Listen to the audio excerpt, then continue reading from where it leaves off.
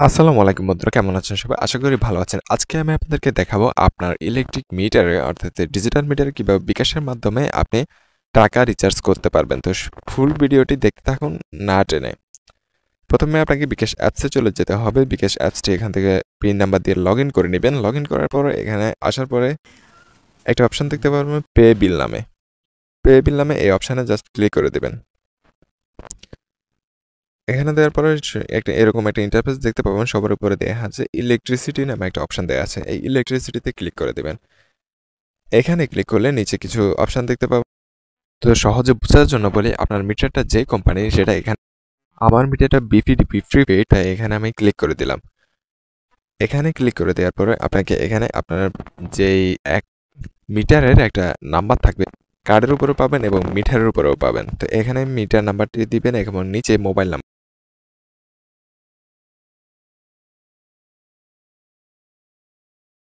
নাম্বারটি দিবেন। মোবাইল দেওয়ার পরে অ্যারো চিহ্নতে ক্লিক করে পরবর্তীতে এখানে দেখাবে আপনি কত টাকা রিচার্জ করতে চাচ্ছেন। কত টাকার পরিমাণ লিখে অ্যারো চিহ্ন আছে ডান পাশে, অ্যারো চিহ্নতে ক্লিক করে দেবেন। তাহলে পরবর্তী অপশনে চলে যাবে। এখানে আসার পরে আপনি সবার নিচে দেখতে পাচ্ছেন একটা তীর চিহ্নের মতো দেওয়া আছে লাল, এটার উপরে শ্যাডোর উপরে তীর চিহ্ন ক্লিক করে দিলে তার পরবর্তীতে ইন্টার পিন, আপনার বিকাশে পিন নাম্বার চাইবে। পিন নাম্বার দেওয়ার পরে এখানে সচরাচর ট্যাপ করে ধরে রাখবেন। তারপরে আপনার প্রসেসটি কমপ্লিট হচ্ছে। অলরেডি হয়ে গেছে, সাকসেসফুল হয়ে গেছে।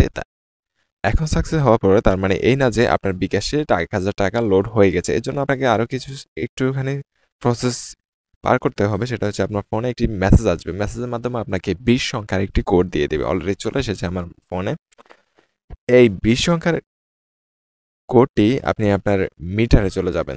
মিটারে যাওয়ার পরে এখান থেকে মিটারে যে নাম্বার দেওয়া আছে, নাম্বারে এই কোডটি জাস্ট ২০টা সংখ্যা উঠাবেন। সংখ্যা ২০টা উঠানোর পরে যে অ্যারো চিহ্নের মতো সবুজ বোতামটা আছে, এখানে ট্যাপ করে দিলে সাথে সাথে আপনার মিটারে টাকার ১,০০০ টাকা রিচার্জ হয়ে যাবে।